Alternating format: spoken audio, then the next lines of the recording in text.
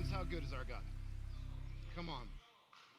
So it's man, what a special night to be together across our city as we celebrated. I don't know if you, I hope you recognize how unique and awe-inspiring it is that we get to be a part of what God's doing in our midst. Not only do we have people from across our city, we have multiple languages, multiple nationalities, all uniting underneath one name, and then we get the opportunity to see God move in that moment and baptizing Cole, and it's just an incredible night to be together. And I hope that you know, I hope that you see this special moment that we're in together as a church all across our city that's happening right here in Legends. Did you know that in the last 5 years at Hope Chapel, whether it be here at Legends, in Lee Summit, Olathe, Espanol, you name it, downtown, we've baptized over 200 people in the last 5 years.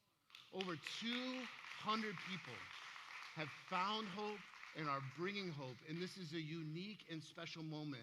We don't take it for granted. We don't take it, none of these things do we deserve. It is purely God's grace. It is purely his movement in our midst. And so I hope that as you see these things, that it inspires you, that it lifts you, that it lifts your faith, and it kind of propels you into action. As we be people who bring the hope of Jesus to our world, as we be bringers and inviters over this next season, as we continue to dive into the Word together, as we continue to fix our eyes on Jesus, the author and perfecter of our faith, as we continue to see Him transform our lives and the lives of our families as well. And so I hope you're propelled in faith. I hope you're propelled in action. That what God wants to do in this place, He's going to do it through Pastor Ken. He's going to do it through Pastor Brooke. He's going to do it through DJ and Cece. He's going to do all that, and that's great. And I'm so excited about the team that we have here at Legends. But here's what I want you to know: He wants to move through you. He wants to move in your life. He wants to use you as an agent of grace and hope and transformation in your world. He wants to use you. And so let's prayerfully and let's boldly answer the call and be a part of what He wants to do. Well, if we've not met before, my name is Ben, and I serve as one of our pastors at Hope Chapel. It's my opportunity. I serve as our executive pastor, which just means I get to work with our Hope Chapel all across our city. And so some weeks I'm here, some weeks I'm in Olathe, some weeks I'm downtown. And it is always, always, always an honor to be able to be in this space. I love what God is doing here. I love what God is doing in this place. I got to go and hang out with some of the men here at a Royals game a couple weeks ago. That was so much fun. And today I have the privilege of continuing our journey through the wisdom and poetic literature of the Old Testament. So if you're new in the space, we're so glad that you're here with us. And here's what we've been doing over the course of this year. We've been walking piece by piece, bit by bit, through the arc of Scripture as we go from the very beginning, Genesis, all the way to the end, Revelation. And obviously we're catching major themes as we go through. And if this is your first day, don't worry. You're not showing up to a movie that's halfway over. You're going to be able to catch into what we're doing this morning. But this is just the journey that we've been on. Together we've been exploring the deep places of the human experience. We've been exploring our joys and our sorrows, our questions and our celebrations, our search for meaning, our longing for God. And in our crosshairs today is perhaps the most honest book in the entire Bible.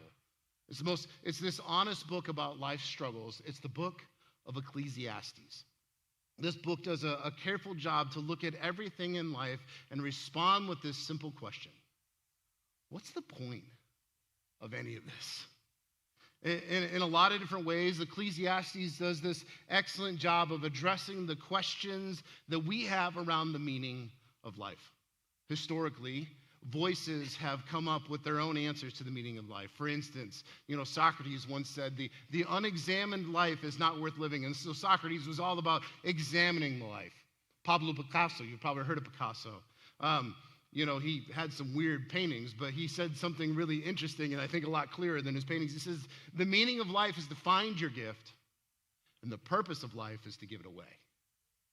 Viktor Frankl said man's search for meaning is the primary motivation of his life.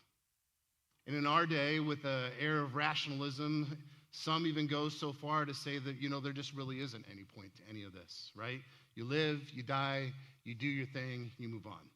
They can look around and they convince themselves that none of it really matters. Other people, they used to believe that there was some point to life. They used to believe that there was some sort of meaning to life, but then they've hit this point of despair in the situation and things have become overwhelming. And so they just say, you know what, I give up. And here's the thing about this whole topic of meaning.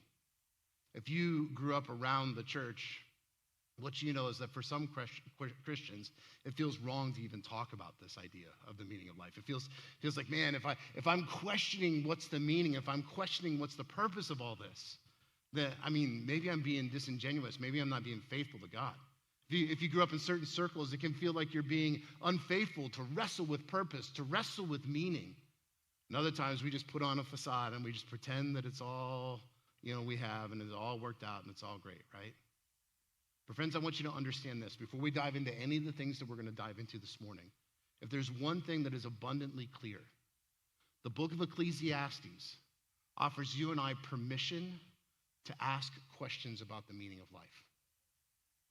The Bible, the book of Ecclesiastes, the Bible offers you permission to ask questions about the meaning of life.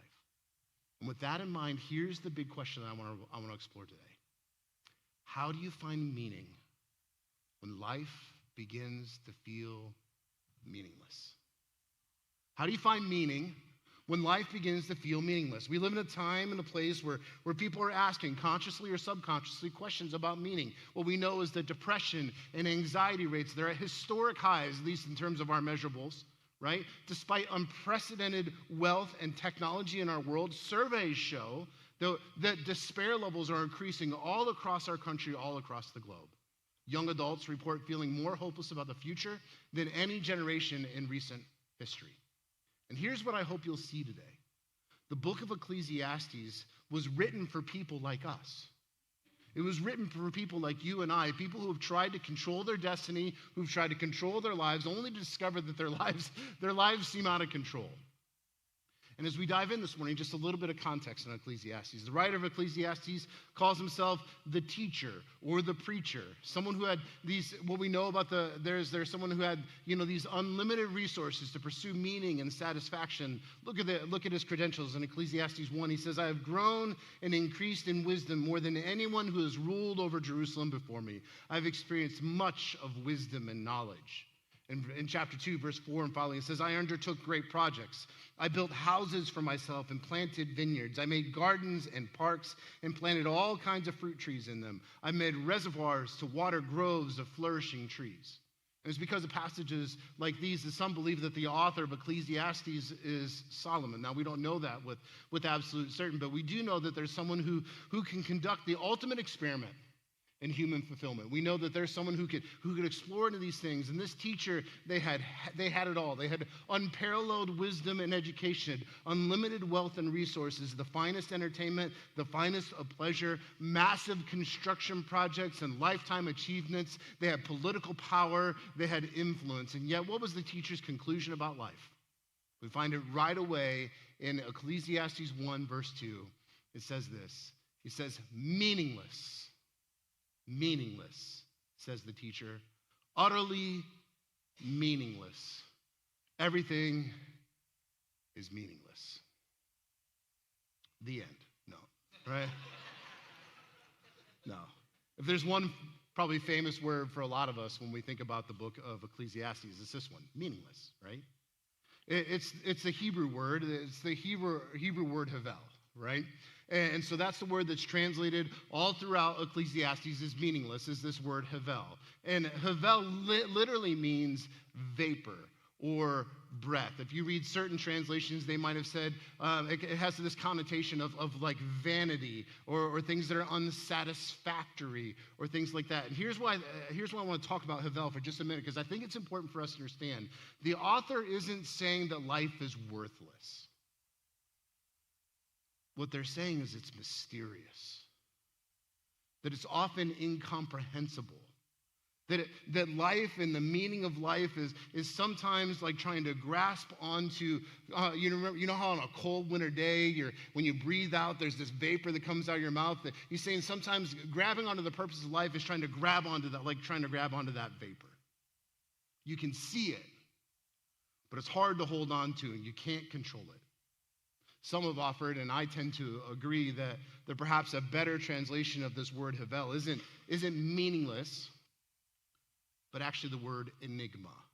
I know it's not a word that we use a lot, but it's this, the writer is saying that life is more of an enigma. There are things that seem paradoxical and difficult to understand, and there's all these things that kind of come left and right, and I go, maybe this and that, and he's saying, like, life is this place where bad things can happen to good people, and good things can happen to bad people, and it's a place where you can't hold on to things, and you can't control things, you can't depend on every single thing and program it out to be just the way you want it to be.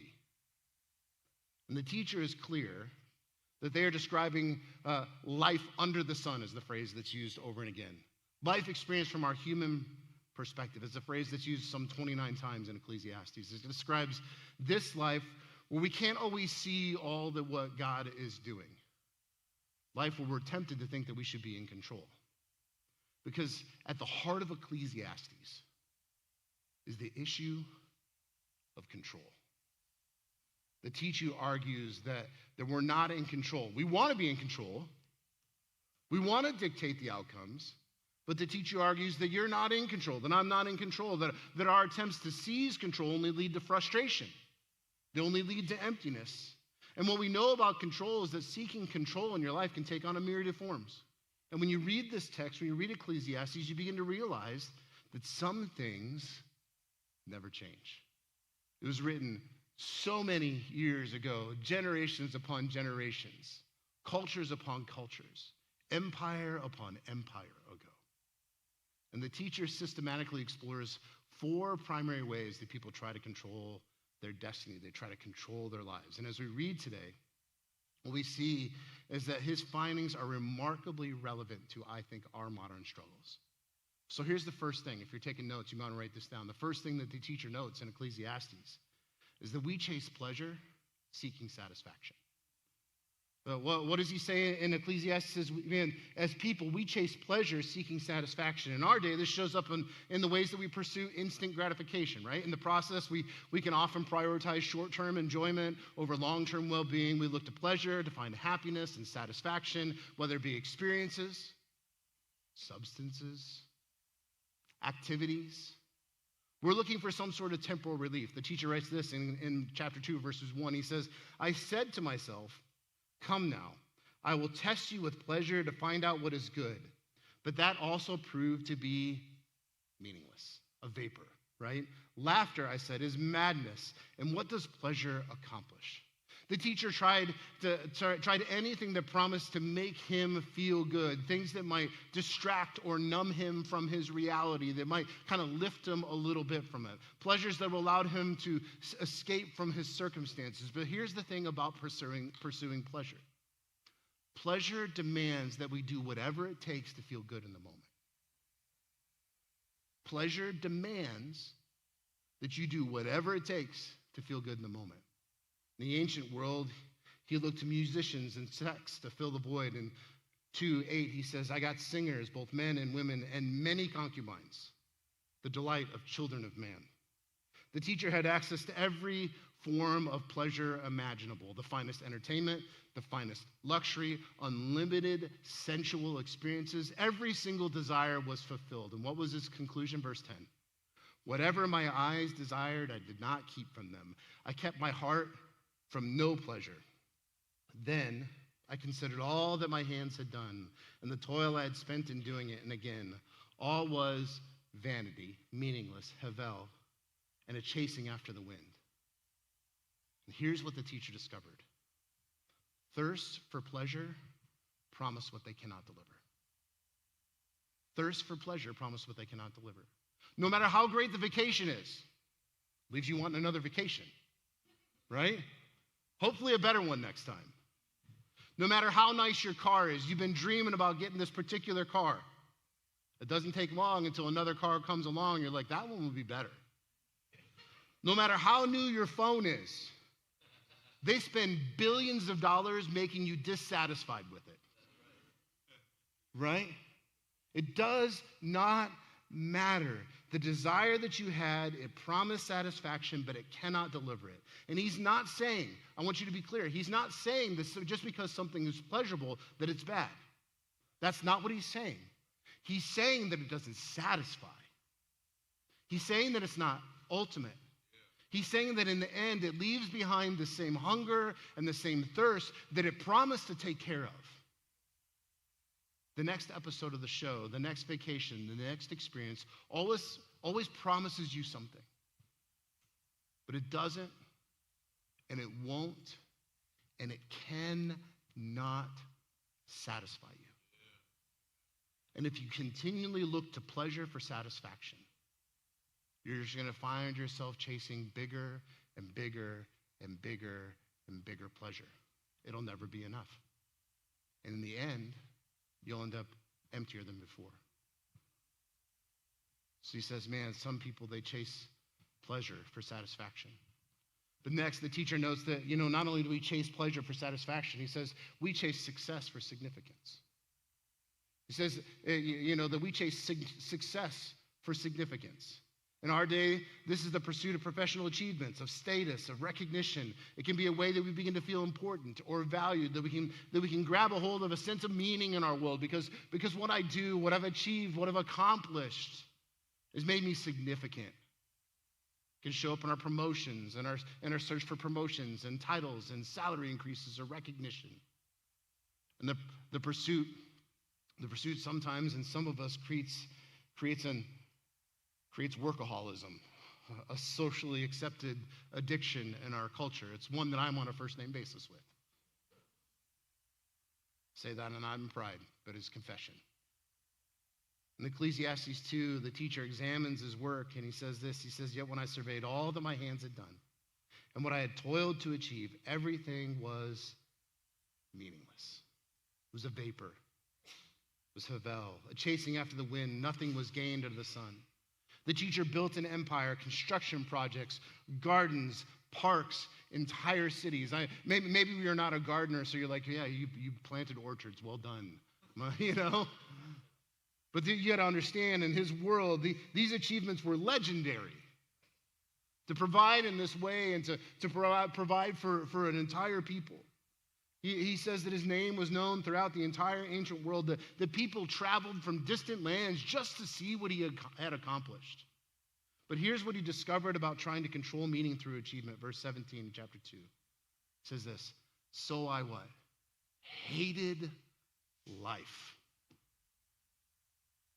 Sink that in.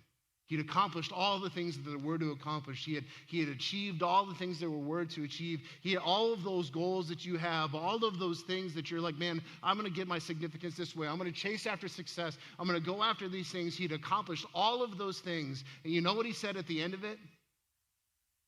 So I hated my life because the work that is done under the sun was grievous to me, for all is vanity, all is havel, right?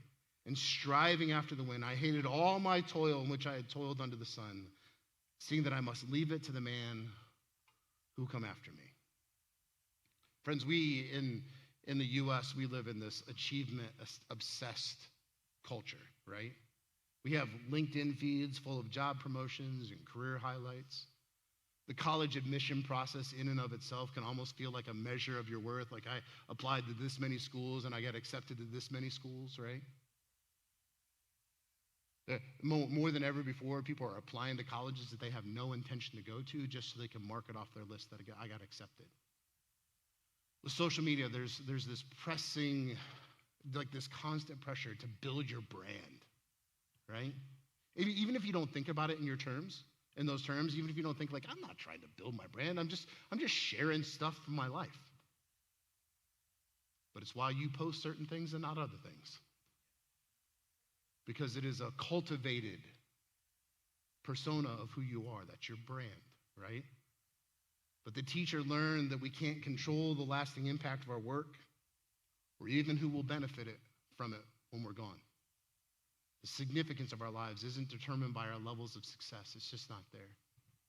And the third thing that the teacher observes, he says, we chase status seeking control.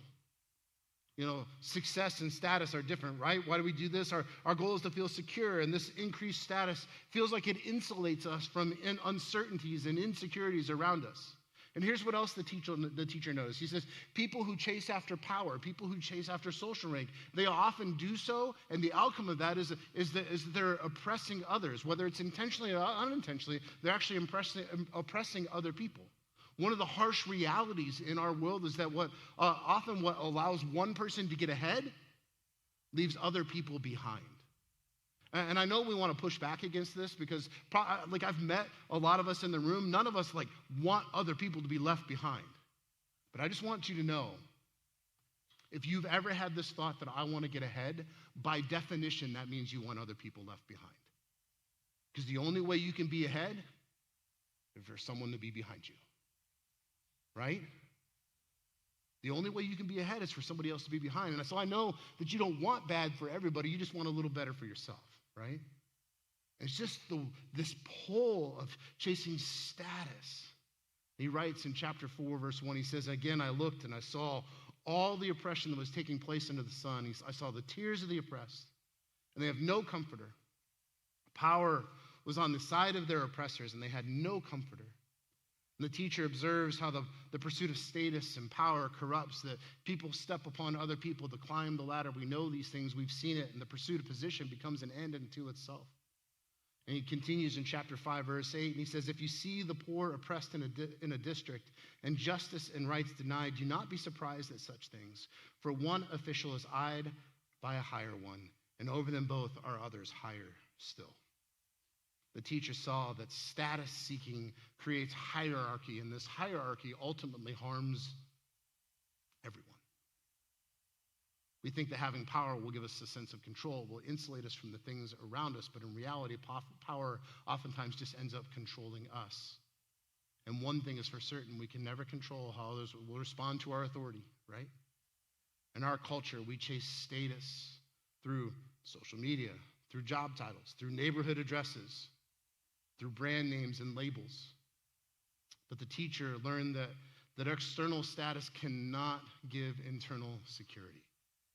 And our status, no matter how seemingly secure, is fleeting at best. And the final thing that the teacher noticed, he explores how we chase wealth, seeking security. The teacher had what felt like unlimited wealth. He could buy anything he wanted. He says his silver was as common as the stones in Jerusalem. I don't know if you've ever been to the Middle East. I've been in the Middle East, not been to Jerusalem, but I've been in the Middle East. Within a couple 100 miles of Jerusalem, there are a lot of stones. there are stones everywhere. He says, my silver was as common as the stones in Jerusalem. And look what he had to say about his sizable wealth. Chapter 5, verse 10, he said, whoever loves money never has enough. Whoever loves wealth is never satisfied with their income. This too is meaningless. This too is a vapor. This too is Havel. No matter the amount, it never satisfied. The pursuit, it never ends. It never feels like enough. There's a desire within us that will never be met through wealth. He goes on to write verse 13. He says, I've seen a grievous evil under the sun. Wealth hoarded to the harm of its owners, or wealth lost through some misfortune, so that when they have children, there's nothing left for them. Everyone comes naked from their mother's womb, and as everyone comes, so they depart.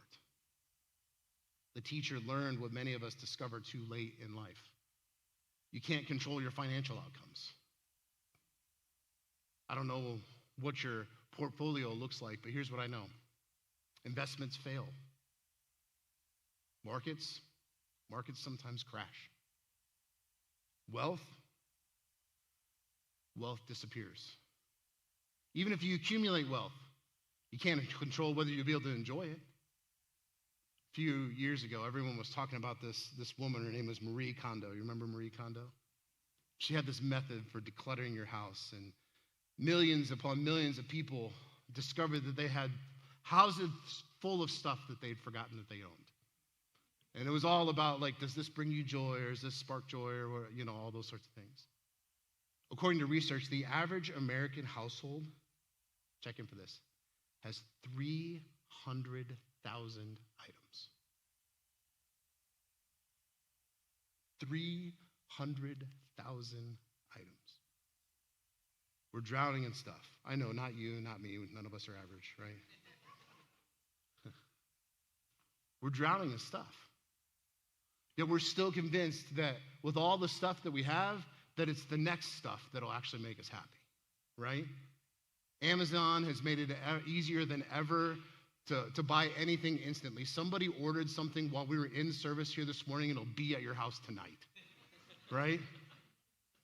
You're like, that's going to get it done. And it won't. Social media, endless advertisements, shows that what everyone else has and we don't have, right?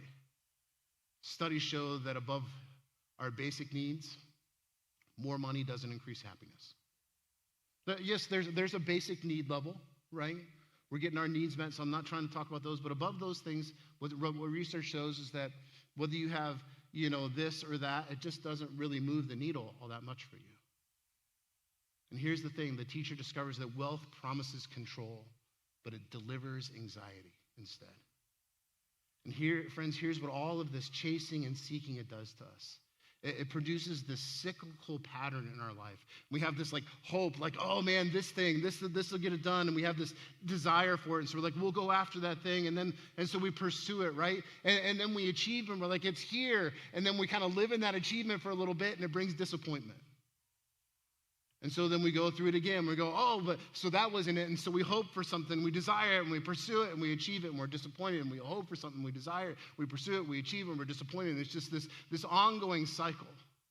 And when played out over time, this cycle, when it repeats over and over and over again, it not only leads to disappointment, what it does is it produces disillusionment. We think we found the answer. We pursue it wholeheartedly. We get what we want, only to find that it doesn't satisfy like we hoped it would, and we're still found wanting. So what does that mean? When you pursue all the things that seem to promise meaning, you find out that none of those things have meaning. What are we supposed to do with that? The often quoted author C.S. Lewis wrote it this way. He says, if we find ourselves with a desire that nothing in this world can satisfy, the most probable explanation is that we were made for another world.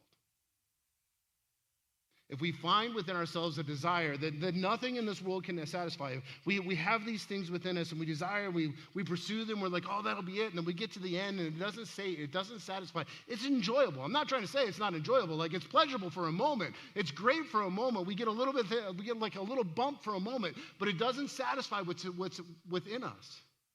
And I think what C.S. Lewis has to say is really accurate, because if all of these things, all of these pursuits, all of these cycles can't satisfy, then maybe it's because they were never meant to satisfy.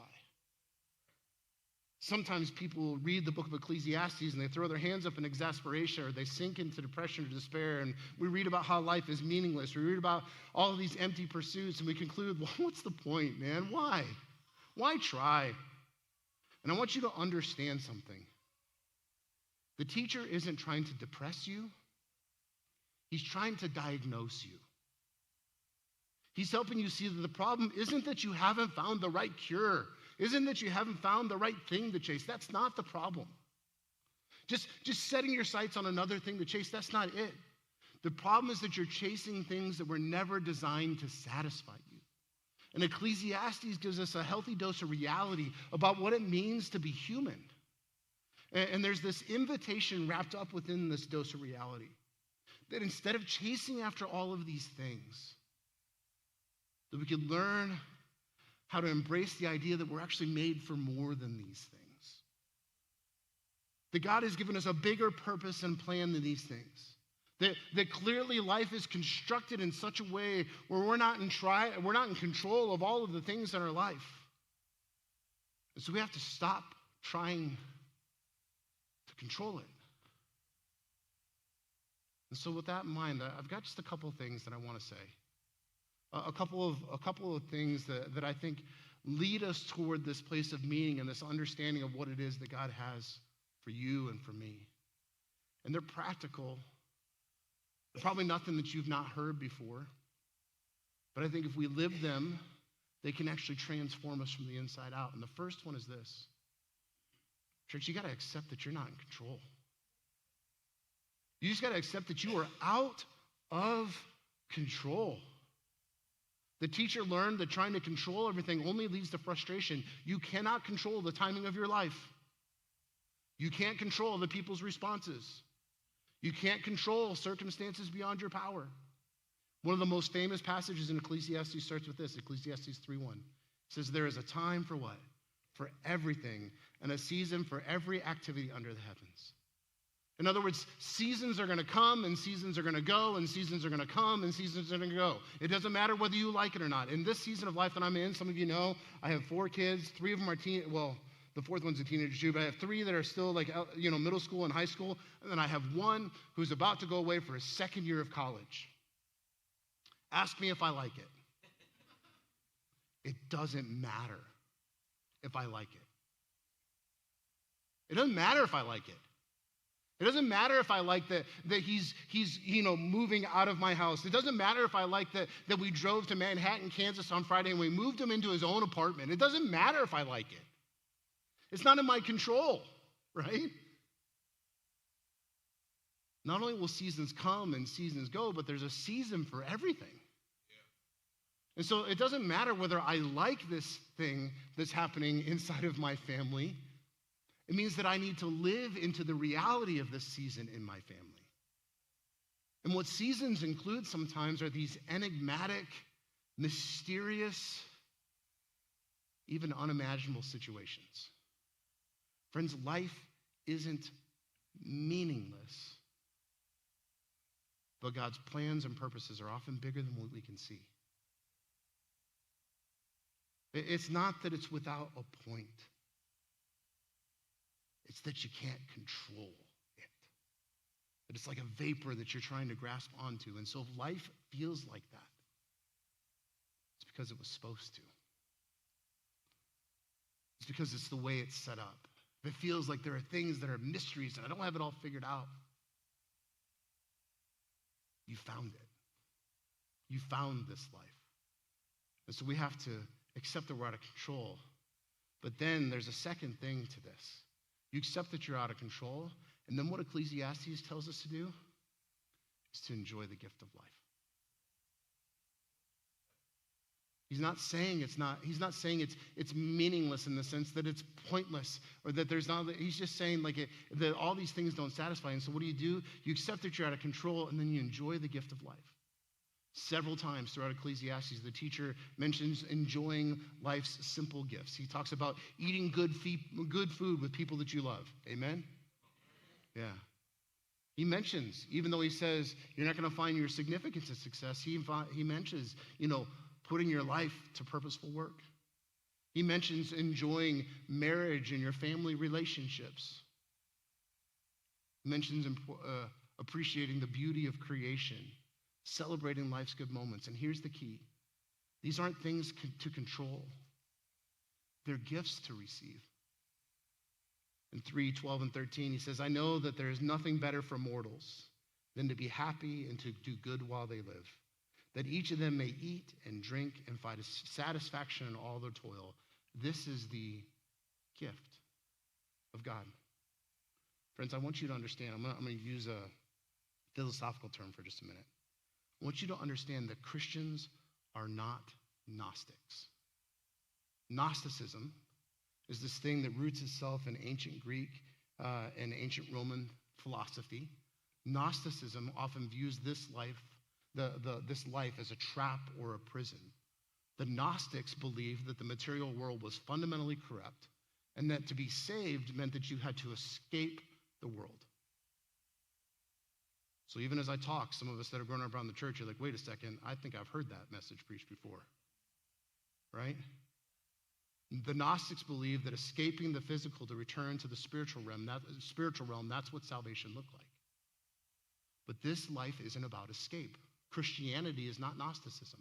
God's promised salvation isn't about escaping the world. His promised salvation is about redeeming the world. Right? Do you remember what the Lord's famous proclamation was in Revelation 21? He looked at it all and he says, behold, I'm what? I'm making everything new. He didn't say, behold, we're leaving it all behind. He didn't say, behold, now you can escape from your reality. He says, behold, I'm making it new. And so what does salvation look like in the context of your relationships? Obviously, there's this eternal peace and this connection with God, but what does it look like in your marriage? What does it look like in your family? He says, I want to take these relationships that you have and I want to rebuild them and I want to restore them and I want to make them new. It's not about escaping from them. I want to redeem them. It's not about escaping from your work and trying to go to the Caribbean as much as you can. It's about redeeming and restoring your work so you see purpose in it for the pleasures of God. It's not about escaping this world so you can leave it all behind. It's about restoring and redeeming the world. The life that you've been living is a gift, given as a gift to be enjoyed, even in the midst of trials, even in the midst of pain. And these two things at once, that in this really difficult season, that meal of fried chicken tastes a little like heaven. That's the enigma. You can hold them both in tension because both are true, right? So we have to accept that we're not in control. We have to enjoy the gift of life. And one final thing. In all of this, we have to learn to trust God. Perhaps the most challenging part of the whole enigma is learning to trust God, learning how to keep his commands and remember who's in control. We get to the end of Ecclesiastes, and the ultimate answer to this life is summed up with this idea in chapter 12, verses 13 and 14. The teacher says, now all has been heard, and here's the conclusion of the matter. Fear God and keep his commandments. For this is the duty of all mankind, for God will bring every deed into judgment, including every hidden thing, whether it's good or evil. Life only begins to make sense. Life only begins to kind of fall into alignment when we begin to recognize that God is in control, that we're not in control. That he's the giver of the gifts, that we're not the producer of the gifts. Fear God means that we live with this healthy reverence for the one who's in control. And keeping his commandments means to align our lives with God's design rather than our own plans. And knowing that God will bring every deed into judgment means that our choices do matter. It's not that our choices don't matter. Our choices do matter, even when we can't see the immediate results. And this principle begins to transform every single thing that the teacher found enigmatic. Work becomes not a means for satisfaction. Work becomes a service to God and to others. Not a desperate attempt to control our legacy, because we don't have to control our legacy, because your legacy has already been defined by the one who created you. Relationships become opportunities, not to boost your status, but relationships become opportunities to love as God loves. They're not tools for manipulation. They're opportunities to practice grace and love and compassion. Possessions that we have, they're not there for us to be guilted over or hoarded over. No, actually, they become gifts to share and to enjoy. Even suffering has purposes in God's larger story. We don't always understand it. We don't always see it. But I'm going to trust God in the midst of the suffering. And this one idea of learning to trust God changes everything. Oswald Chambers wrote this. He said, the remarkable thing about God is that when you fear God, you fear nothing else. Whereas if you do not fear God, you fear everything else. Let that sink in for a minute. You fear God, you fear nothing else. But if you do not fear God, you fear everything else, because everything threatens you, because your life is not held insecure. But friends, if you're a follower of Jesus, you are held insecure. You don't have to fret. You don't have to worry. You don't have to strive. You don't have to achieve. You can cease striving, and you can just know that he is God. That's Psalm 46:10. The teacher's experiment wasn't a failure, it was a gift. Because you and I, we can learn from his pursuits. He spent his life chasing control, so we don't have to. He exhausted every path under the sun so that you and I could learn the meaning to life. And when we listen to the teacher, we learn that meaning isn't found under the sun. Meaning is found in the one who made the sun. Even when the enigma remains, we'll still face loss more than we ever dreamed or desired. will still face confusion and pain. Sometimes that confusion and pain is going to seem unbearable. But in the middle of that, we know that we're not in control, that God is in control. That we don't have to achieve our own justice because God has achieved our justice. We don't have to maintain our own status because God has already conferred it upon us. We don't have to bring about our own provision because we serve the great provider in heaven. Ecclesiastes gives us permission to be honest about life's struggles while pointing us forward. And the ultimate question that it confronts us with is what really matters. It gives us this gift and this opportunity to release control. And so here's my question. It's the question I want to leave you with. What control are you tempted to seize right now? In this season of life that you're in, as it has come around, what's the thing that you've been tempted to try to wrestle on and wrap your mind around and wrap your arms around and say, man, if I just get after this, I can control this. I can insulate myself from these things. I can find the security that I need to find. Is it your career, your finances, your future, your marriage? What is it that you want to grab control of? And here's the thing, when you feel that tug or pull to control, I just want you to practice release and gratitude. And that's what we're going to do. In just a moment, I'm going to give us an opportunity to pray. And the first thing we're going to do is we're going to pray a prayer of release. And that release is just, God, I release control to you today. Help me to trust you. And then what we're going to do is we're going to practice gratitude. And we're going to say, God, I thank you for the gift that this life is, even when it's hard. And we're going to do the work of recognizing good meals and conversations and sunsets and all of those things, right? Friend, don't chase life, receive it. Your invitation is to stop running after vapor, but to start walking with the one who made you. So let's take this moment. Let's pray together. Lord, I thank you that we can come to you in honesty. I think that we can come to you in pain and challenge and suffering and trial. I think that we can come to you in celebration and joy. God, that there is no season under the sun where you are not present, in which you are not in. And Lord, today, there's some of us, we just confess that we're trying to control life. We're trying to control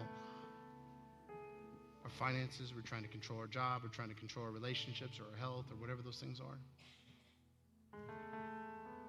And if that's you, just in the quiet of your heart, say, God, that's me. And then a simple, honest prayer. You say, God, I just release control to you. I'm going to put it down at your feet, Lord. I'm not going to try to manipulate it my way anymore. I'm going to trust you with it. Tell him.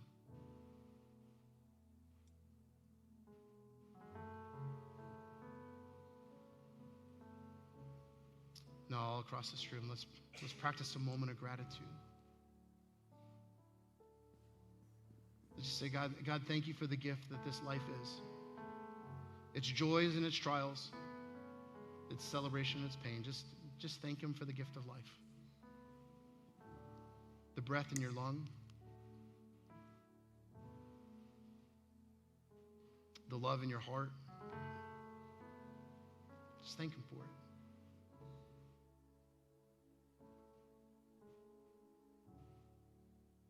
God, you are the giver of every good and perfect gift. And so in the enigma of it all, we fix our eyes upon you, Jesus, the author and perfecter of our faith. And we put one foot in front of another, and we choose to follow. Even when, maybe especially when, some things don't make sense. We pray this in your name. Amen.